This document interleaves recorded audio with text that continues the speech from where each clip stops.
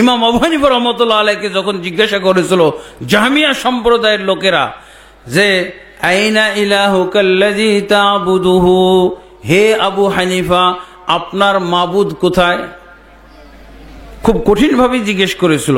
এটা একটা বাহাসের ভিতরে বাহাস হয়েছিল, ইমাম আবু হানিফা রাহমাতুল্লাহ আলাইহির সাথে বাহাস হয়েছিল জাহমিয়া ফিরকার লোকদের। জাহমিয়া ফিরকার বাংলাদেশে কিন্তু প্রায় 90 থেকে 95% ভারতবর্ষের মুসলমান যদিও দাবি করে যে হানাফি মাযহাব ইমাম আবু হানিফার মাযহাবের অনুসারী, কিন্তু আসলে মিথ্যা কথা। 90 থেকে 95% ইমাম আবু হানিফা রাহমাতুল্লাহর আকীদার সাথে সম্পূর্ণ গরমিল। দেখেন ইমাম আবু হানিফা রাহমাতুল্লাহর আকীদা কি। ইমাম আবু হানিফা রাহমাতুল্লাহ এরা মূলত হানাফি নয়, এরা জাহমি। দাবি করে হানাফি কিন্তু আসলে জাহমিয়া সম্প্রদায়ের লোক। ইমাম আবু হানিফা রাহমাতুল্লাহ আলাইহি সর্বপ্রথম জাহমিয়া সম্প্রদায়ের লোকদেরকে কাফের ঘোষণা করেছিলেন এবং তাদের সাথে ইমাম আবু হানিফা রাহমাতুল্লাহ আলাইহি বাহাস হয়েছিল। বাহাসের মধ্যে জাহমিয়াদের একজন পুরুষ আলেম আর একজন মহিলা আলেম এসেছিল। এই পুরুষ আলেম আর মহিলা আলেম মিলে ইমাম আবু হানিফা রাহমাতুল্লাহর সাথে বিতর্ক করেছিল। প্রথমে মহিলা আলেম ইমাম আবু হানিফা রাহমাতুল্লাহ আলাইহিকে জিজ্ঞাসা করলেন, কি বললেন? আনতাল্লাযী তুআল্লিমুন নাসাল মাসাইল ওয়া ক্বাদ ইরতাদাদতা আন দীনিকা আইনা ইলাহুকাল্লাযী তা'বুদুহু।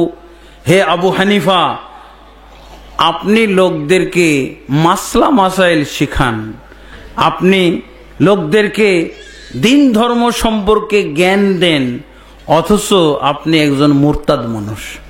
মুরতাদ ওয়াকাদ ইরতাদাদতা আন দীনিকা, অথচ আপনি আপনার ধর্ম থেকেই বিচ্যুত হয়ে গেছেন। আপনি ধর্মচ্যুত লোক একজন, অথচ আপনি মানুষকে দিন ধর্ম শিখান। কি শিখান আপনি? আপনার আকীদাই তো নষ্ট। কেন? ওই জাহমিয়া সম্প্রদায়ের লোকেরা বিশ্বাস করত আল্লাহ সর্বত্রে বিরাজমান, আর ইমাম আবু হানিফা রাহমাতুল্লাহ আলাইহি বিশ্বাস করত আল্লাহ আসমানে আরশের উপর। এটা নিয়ে দ্বন্দ্ব। তাহলে আমাদের দেশের যারা বলে আল্লাহ সর্বত্রে বিরাজমান, ওরা কি হানাফি না জাহমি? জাহমিয়া সম্প্রদায়। এদের সাথে বাহাস হচ্ছে। ইমাম আবু হানিফা রাহমাতুল্লাহ আলাইহিকে প্রশ্ন করে বলতেছে, প্রশ্নের ভঙ্গিটা এরকম, ভাষাটা কেমন? আপনি লোকজনকে মাসলা মাসাইল শিক্ষা দেন, অথচ আপনি ধর্মচ্যুত একজন মানুষ, মুরতাদ মানুষ। আপনার মাবুদ কোথায় বলেন তো, যেই মাবুদের আপনি ইবাদত করেন? ইমাম আবু হানিফাকে কে প্রশ্ন করলো? মহিলা আলেম, জাহমিয়া সম্প্রদায়ের মহিলা আলেম। ইমাম আবু হানিফা রাহমাতুল্লাহ আলাইহি জবাব দিলেন, কি বলছেন? হুয়া ফিস সামাই দুনাল আরদি, আমি যে আল্লাহর ইবাদত করি তিনি আসমানে জমিনে নেই। বুঝছেন? ইমাম আবু হানিফা রাহমাতুল্লাহ আলাইহি বলেন তো, প্রশ্ন যতটুকু করেছিল এর জবাব আসমানে নেই বললেই তো যথেষ্ট ছিল, তাই না? কিন্তু উনি লেজুর লাগিয়ে দিয়েছেন, লেজুর লাগাইছেন। কি বলছেন? আমি যে আল্লাহর ইবাদত করি সেই আল্লাহ আসমানে জমিনে নেই। কেন এই কথা বলাতে কি লাভ? লাভ হলো এই, তা যারা আজকাল বলতেছে আল্লাহ সর্বত্রে বিরাজমান, এদের প্রতিবাদ হয়ে গেছে না? আল্লাহ জমিনে নেই তো সর্বত্রে বিরাজমান বলবে কি করে? এই আল্লাহ মুমিনের কলবে থাকতে পারে না। কারণ ইমাম আবু হানিফা রাহমাতুল্লাহ আলাইহি যে আল্লাহর ইবাদত করতেন সে আল্লাহ সম্পর্কে কি বলছেন? হুয়া ফিস সামাই দুনাল আরজি, আমি যে আল্লাহর ইবাদত করি তিনি আসমানে জমিনে নেই। এরপর ওই পুরুষ আলেম উনি তো বলছেন যে কায়দা পেয়ে গেছি।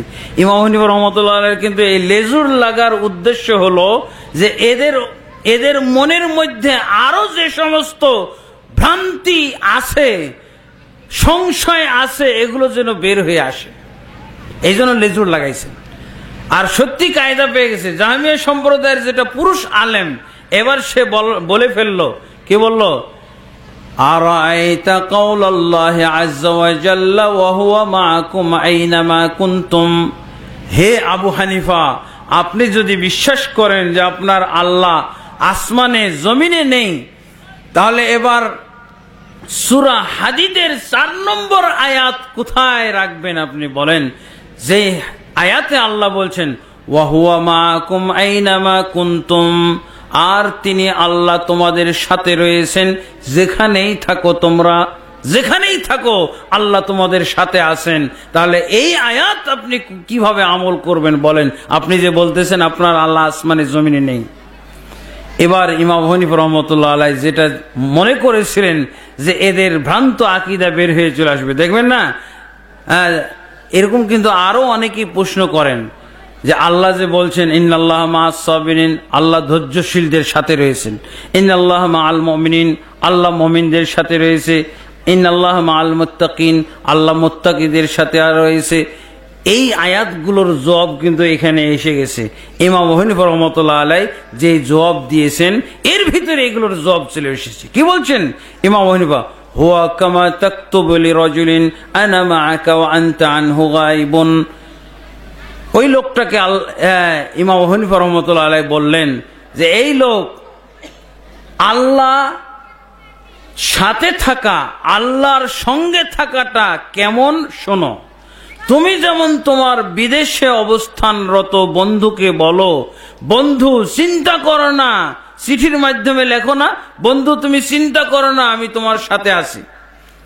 তুমি একজন মানুষ হয়ে, মখলুক হয়ে, মানুষ হয়ে তোমার বহুদূরে অবস্থিত, বহুদূরে অবস্থানরত তোমার বিদেশি প্রবাসী বন্ধুকে যদি বলতে পারো আমি তোমার সাথে আছি, তো আল্লাহ আসমান থেকে তোমার সাথে থাকতে পারে না? তুমি বিদেশি বন্ধুর সাথে থাকার যদি ব্যবস্থা বের করতে পারো, তা আল্লাহ তোমার সাথে আসমান থেকে থাকতে পারেন না? কিভাবে থাকেন? হ্যাঁ, এই লোকটা যে চিঠিতে লেখে অথবা ফোনে বলে চিন্তা করো না আমি তোমার সাথে আছি, তার মানে হলো সহযোগিতার মাধ্যমে সাথে থাকা, সহযোগিতার মাধ্যমে, শোনার মাধ্যমে। আল্লাহ তাবারক ওয়া তাআলা কিভাবে সাথে থাকেন? সহযোগিতার মাধ্যমে, শোনার মাধ্যমে, দেখার মাধ্যমে, সাহায্যের মাধ্যমে, সহযোগিতার মাধ্যমে সাথে থাকেন। ঠিক আছে? আল্লাহ তাবারক ওয়া তাআলা কি সর্বত্র বিরাজমান? আল্লাহ কি সব জায়গায় ঘুরে বেড়ান? নাউজুবিল্লাহ। না, এই কথাটা হলো কুফরি আকীদা। আল্লাহকে সর্বত্র বিরাজমান মনে করা, এটা হলো কুফরি আকীদা। কারণ কি? আল্লাহ তাবারক ওয়া তাআলা বলেই দিয়েছেন সূরা তাহার মধ্যে, এছাড়া আরো 7টি আয়াতের মধ্যে স্পষ্ট করে বলে দিয়েছেন আর রহমানু আলাল আরশি ইস্তাওয়া, রহমান আরশের উপরে সমুন্নত। অথচ আমরা যদি বলি আল্লাহ মুমিনের কলবের মধ্যে, তাহলে কত বড়টা ভুল হয়ে গেল। ভুল হয়ে গেল না? আল্লাহকে আমি একাধিক বানিয়ে ফেললাম, যত মুমিন তত কলব আর তত আল্লাহ। নাউজুবিল্লাহ। এগুলো বুঝাইতে যে তারা অনেক সময় কি বলে জানেন? টেলিভিশনের উদাহরণ দেয়। নাউজুবিল্লাহ। আল্লাহর কোনো উপমা, আল্লাহর কোনো দৃষ্টান্ত, আল্লাহর কোনো তুলনা, আল্লাহর কোনো এই সমস্ত দেওয়া চলে? নাউজুবিল্লাহ। টেলিভিশনে যেমন একটা মানুষের ছবি সারা পৃথিবী থেকে দেখে, আল্লাহ নাকি ওরকম। নাউজুবিল্লাহ। এগুলো বুঝাইতে চেষ্টা করে, এগুলো উদাহরণ দিয়ে থাকে। না, আল্লাহ তাবারক ওয়া তাআলা অবশ্যই সর্বত্র বিরাজমান নন। আল্লাহ অবশ্যই মুমিনের কলবের মধ্যে নন, বরং আল্লাহ তাবারক ওয়া তাআলা আরশে আসমানের উপরে। এটা আল্লাহর রাসূলের আকীদা, এটা সাহাবায়ে কেরামের আকীদা, আর এটা হলো এমনকি কাফেরদেরও আকীদা ছিল, যা আজকে মুসলমানদের আকীদা নষ্ট হয়ে গেছে। যে আকীদা মুসলমানদের এখন নষ্ট হয়ে গেছে, অথচ কাফেরদের আকীদা সে যুগে সঠিক ছিল। দেখেন ইমাম হানিফা রাহমাতুল্লাহ আলাইহি কি বলছেন? হুয়া কামা তাকতুবু লিরাজুলিন আনা মাআকা ওয়া আনতা আনহু গায়বুন। বিদেশে অবস্থানরত বন্ধুকে তুমি পত্রের মাধ্যমে লিখে বলো। সে ইমাম হানিফা রাহমাতুল্লাহ আলাইহির যুগে তার ফোন ছিল না। ফোন ছিল? পত্রের লেখালেখির মাধ্যমে সাথে থাকা হইতো। এই জন্য উনি বলছেন তোমার বন্ধুকে যেমন তুমি চিঠির মাধ্যমে লিখে জানাও যে তুমি চিন্তা করো না আমি তোমার সাথে আছি, ঠিক এমনি ভাবে আল্লাহ আসমান থেকে জমিনে তোমার সাথে থাকে। আল্লাহ তাবারক ওয়া তাআলা সূরা সাজদার মধ্যে এভাবে বলেও দিয়েছেন। কি বলছেন? ইউদাব্বিরুল আমরা মিনাস সামাই ইলাল আরদি, আল্লাহ আসমান থেকে জমিনের সব কাজগুলো পরিচালনা করে থাকেন। সাথে থাকা যদি কাজ হয়, এটা কোথা থেকে পরিচালনা করেন? আসমান থেকেই করেন। যাক, ইমাম হানিফা রাহমাতুল্লাহ আলাইহি কি বললেন যে তুমি যেমন তোমার বিদেশি বন্ধুকে এইভাবে লিখে জানাও আমি তোমার সাথে আছি, চিন্তা করো না, এইভাবে এর চেয়ে সুন্দরভাবে আল্লাহ বান্দার সাথে থাকেন, সহযোগিতার মাধ্যমে, দেখার মাধ্যমে, শোনার মাধ্যমে আল্লাহ তাবারক ওয়া তাআলা সাথে থাকেন। ইমাম হানিফা রাহমাতুল্লাহ আলাইহি এই জবাব দিলেন। কেন এই জবাব দিলেন? সূরা সাজদার মধ্যে আল্লাহ বলেছেন আসমান থেকে জমিনের সব কাজ আল্লাহ পরিচালনা করেন। অতএব সাথে থাকা যদি কাজ হয়ে থাকে, এটাও আল্লাহ আসমান থেকে করে থাকেন। এটা আসমান থেকে কিভাবে করেন? এটা আবার সূরা তাহার মধ্যে আল্লাহ বর্ণনা দিয়েছেন। যখন মূসা এবং হারুনকে আল্লাহ পাঠাইলেন যে যাও তোমরা ফেরাউনকে হেদায়েত করো, সে আমার বিরুদ্ধে বিদ্রোহ করেছে, আমার বান্দাদেরকে তার বান্দায় পরিণত করতেছে, আমার বান্দাদেরকে তার ইবাদত করতে বাধ্য করতেছে, তোমরা যে তাকে হেদায়েত করো। তো মূসা এবং হারুন বলল, আল্লাহ তুমি আমাদেরকে তাকে হেদায়েতের জন্য পাঠাইতেছো, অথচ সে তো আমাদেরকে হত্যা করার জন্য খুঁজতেছে। আল্লাহ তখন কি বলেছিলেন? লা তাখাফা ইন্নানি মাআকুমা আসমাউ ওয়া আরা, তোমরা দুজন ভয় পেও না, যাও, নিশ্চয় আমি তোমাদের সাথে রয়েছি, শুনবো এবং দেখব। আল্লাহ সাথে থাকার ব্যাখ্যা কি করতেছেন? শুনবো এবং দেখব। তোমরা যাও, শুনবো এবং দেখব, এবং যা ব্যবস্থা নিতে হয় তা ব্যবস্থা আমি নেব। বাস্তবে আল্লাহ তাবারক ওয়া তাআলা মূসা এবং হারুনকে পাঠিয়ে দিলেন। মূসা এবং হারুন চলে গেল। মূসা এবং হারুনের মুজিজাগুলো দেখে, তাদের অলৌকিক নিদর্শনগুলো দেখে ফেরাউন মনে করলো এরা জাদুকর হয়ে এসেছে। তখন তার রাজ্যের যত জাদুকর ছিল সকলকে এদের সাথে মোকাবেলা করার জন্য একটা ময়দানে একত্রিত করলো। তখন ওরা কি করলো? যারা জাদুকর তারা অনেকগুলো রশি নিয়ে এসে মূসা এবং হারুনের দিকে রশিগুলো সাপ বানিয়ে ছেড়ে দিল। সবগুলো জাদুর সাপ একযোগে মূসা এবং হারুনের দিকে ছুটে আসতেছে। এই অবস্থা দেখে এতগুলো সাপ একসাথে যদি ধেয়ে আসে, একসাথে যদি ছুটে আসে, পরে ভয় পেয়ে গেছে। মূসা আলাইহিস সালাম তার হাতে যে একটা মুজিজার লাঠি আছে, সেই লাঠির কথা ভুলে গেছেন। আতঙ্কিত হয়ে হারুন এটা মনে করিয়ে দিতেও ভুলে গেছেন। অথচ আল্লাহ আসমান থেকে কি বলছেন? আলকি আসাকা, হে মূসা ভয় পেও না, ভয় নাই, তোমার হাতের লাঠিটি ছেড়ে দাও। ফাইদা হিয়া তালকাফু মা ইয়াফিকুন, যখন মূসা আলাইহিস সালাম লাঠিটা ছেড়ে দিলেন আল্লাহর নির্দেশ পেয়ে, দেখেন হারুন মূসার সাথে দাঁড়ানো, হারুনকে দোয়া করে, বিশেষভাবে দোয়া করে সহযোগী নবী হিসেবে নিয়ে এসেছেন। অথচ সহযোগী নবী হারুন বলতে পারলেন না যে ভাই মূসা লাঠিটা ছেড়ে দেন। আল্লাহ আসমান থেকে বললেন লাঠিটা ছেড়ে দাও।